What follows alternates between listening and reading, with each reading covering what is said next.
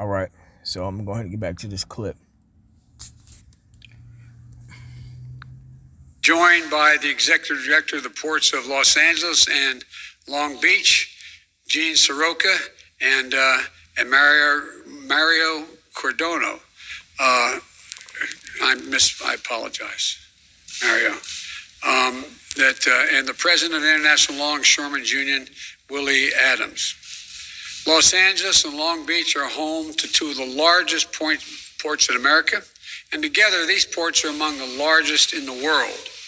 And the best way to make that point is that 40% of shipping containers that we import into this country come through these two ports.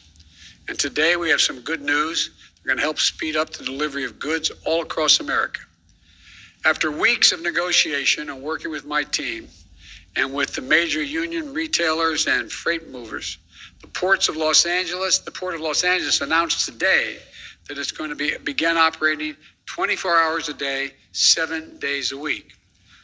This follows the Port of Long Beach's commitment to 24/7 that it announced just weeks ago. 24/7 system, what most of the leading countries in the world already operate on now, except us, until now. This is the first key step toward moving our entire freight, transportation, and logistical supply chain nationwide to a 24/7 system. And here's why it matters. Traditionally, our ports have only been open during the week, Monday through Friday, and they're generally closed down at nights and on weekends. By staying open 7 days a week, through the night and on the weekends, the Port of Los Angeles will open over 60 extra hours a week will be open. In total, that will almost double the number of hours that the port is open for business from earlier this year. That means an increase in the hours for workers to be moving cargo off ships onto trucks and rail cars to get to their destination. And more than that, the night hours are critical for increasing the movement of goods because highways are less crowded in the evening, at night. In fact, during off-peak hours in Los Angeles, cargo leaves the port at a 25% faster pace than during the day shift. So by increasing the number of late night hours of operation and opening up for less crowded hours when the goods can move faster, today's announcement has the potential to be a game changer. I say potential because all of these goods won't move by themselves. For the positive impact to be felt all across the country and by all of you at home, we need major retailers who ordered the goods and the freight movers who take the goods from the ships to factories and to stores to step up as well. These private sector companies are the ones that hire the trucks and rail cars and move the goods. On this score, we have some good news to report as well. Today, Walmart, our nation's largest retailer, is committing to go all in on moving its products 24/7 from the ports to their stores nationwide. Specifically, Walmart is committing as much as a 50% increase in the use of off-peak hours over the next several weeks. Additionally, FedEx and UPS, two of our nation's biggest freight movers, are committing today to significantly increase the amount of goods they're moving at night. FedEx and UPS are the shippers for some of our nation's largest stores, but they also ship for tens of thousands of small businesses all across America. Their commitment to go all in on 24/7 operations means that businesses of all sizes will get their goods on shelves faster and more reliably. Accordingly,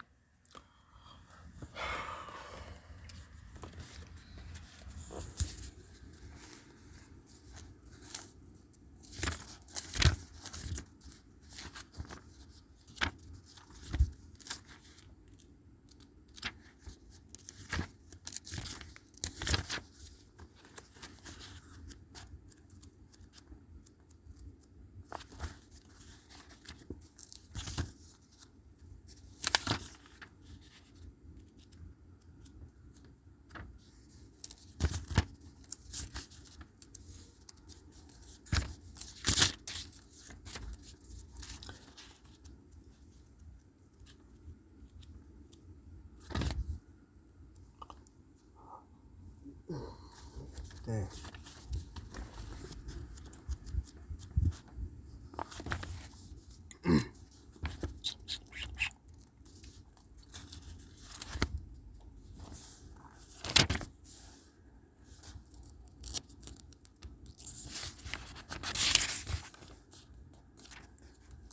All right, this is Psalm chapter 55, verse 21. It says, the words of his mouth were smoother than butter, but war was in his heart. Right, so Esau, Biden, they're making it sound all good. You know, we need everybody to do their part. We got major corporations and companies stating that they're going to do their part and help assist, etc., etc. But war was in his heart. This is only just to keep Israel asleep, to help bring in the new world order, because they don't need for people to be panicking right now, but eventually it's gonna happen.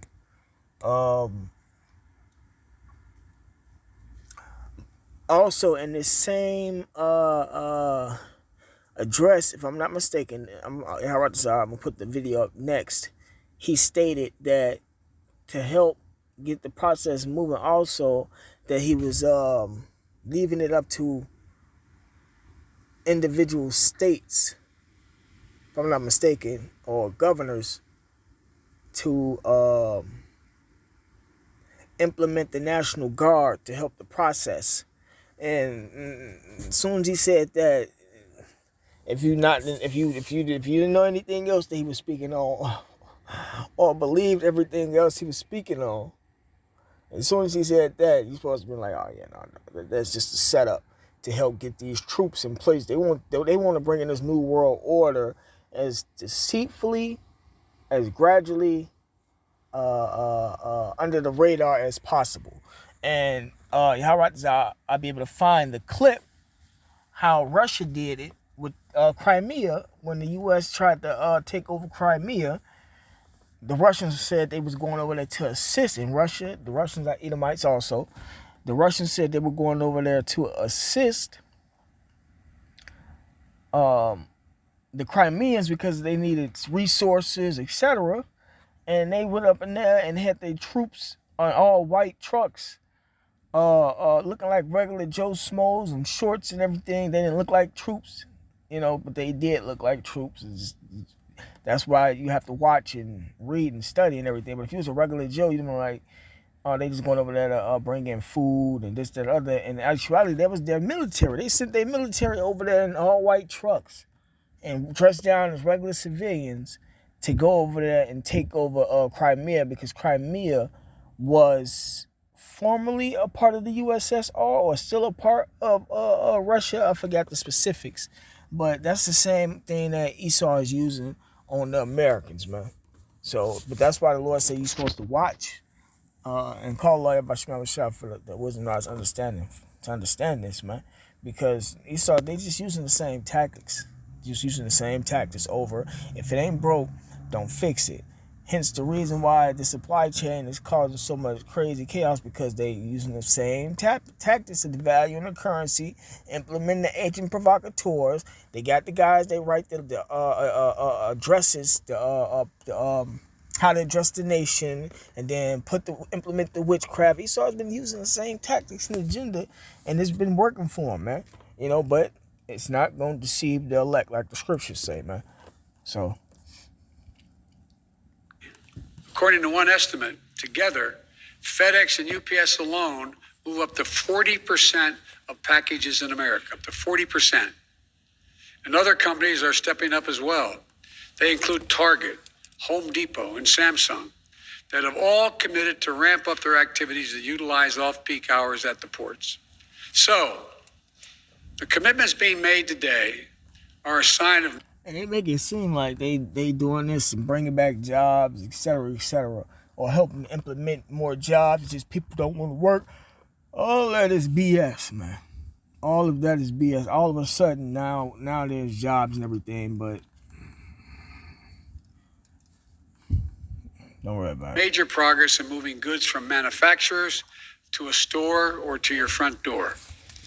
I want to thank my supply chain disruption task force, which we set up in June, led by Secretaries Buttigieg, Raimondo, and Vilsack, and by my Director of National Economic Council, Brian Deese. I want to thank them for their leadership. And I especially want to thank Joe Procari. I think Joe's done one heck of a job, my special envoy specifically on ports, who's been working this issue with all the stakeholders for the past several weeks. I also want to thank the port directors. I want to thank Gene and Mario again, and the mayors of Los Angeles and Long Beach, Mayor Garcetti and Mayor Garcia, for their leadership. And I think the private companies that are stepping up, I want to thank them, but I particularly want to thank labor. Willie Adams of the Longshoremen and Warehouses Union, who is here today, the Teamsters, the rail unions from the Brotherhood of Railroad Signalmen, and the International Association of Machinists, to the American Train Dispatchers Association, to Sheet Metal, Air and Rail and Transportation Workers Union, known as SMART. I want to be clear. This is across the board commitment to going to 24/7. This is a big first step in speeding up the movement of materials and goods through our supply chain. But now we need the rest of the private sector chain to step up as well.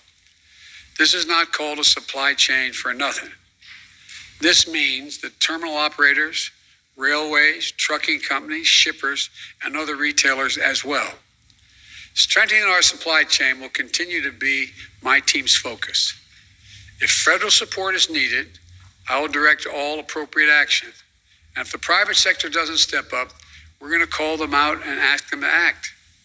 Because our goal is not only to get through this immediate bottleneck, but to address the long-standing weaknesses in our transportation supply chain that this pandemic has exposed. I might add, parenthetically, one of the reasons why I think it's very important that we get the infrastructure plan passed, my infrastructure plan. And that supply chain system is almost entirely in the hands of private business. The world has changed. Prior to the crisis, we cheered, the focus on lean, efficient supply chains, leaving no buffer or margin for error when it comes to certain parts arriving just in time is needed to make a final product. And our administration, Barack and ours, that's where it was just in time was the focus. We did. All right, I'm gonna bring out this last precept, then I'm gonna end it here. This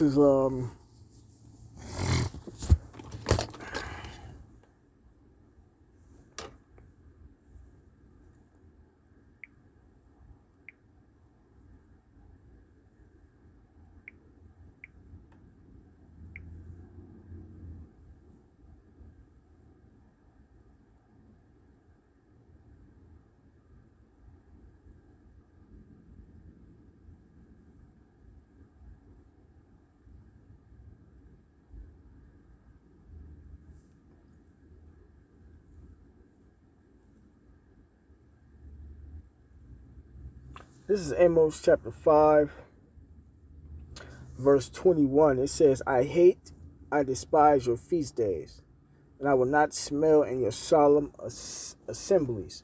Though ye offer me burnt offerings and your meat offerings, I will not accept them, neither will I regard the peace offerings of your fat beast.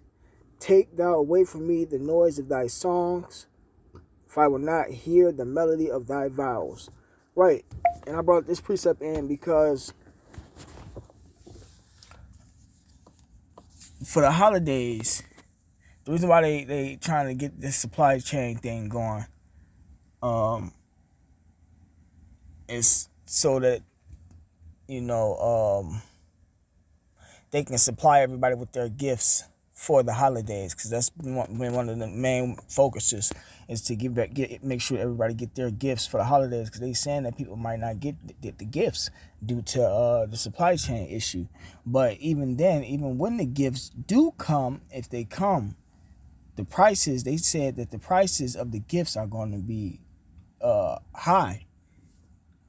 So the Lord is just slowly but surely putting a stop to all the wickedness and the madness that's going on in the USA, because Thanksgiving is the worship or the slaughter of the Native American Indians. Christmas, the worship of Satan. It ain't the birth of Yahweh Shai or so-called Jesus Christ. Halloween. I'm pretty sure people cook on Halloween. I wouldn't know, but the worship of Satan, the devil, man. So the Lord putting a stop to a lot of BS that's going on in the USA, and this supply chain situation and all of the goods and stuff that's being halted and the prices rising are demand are what the people need to flourish in during these holidays, especially since it's the end of the world, so to speak, or everything's going all bad. People be looking forward to these holidays a lot of times, you know. But with that being said, call law Yahweh Shema Shai. Double honors to the elders and apostles that rule well. And salutations to the brothers and sisters doing the truth and sincerity. Shalom.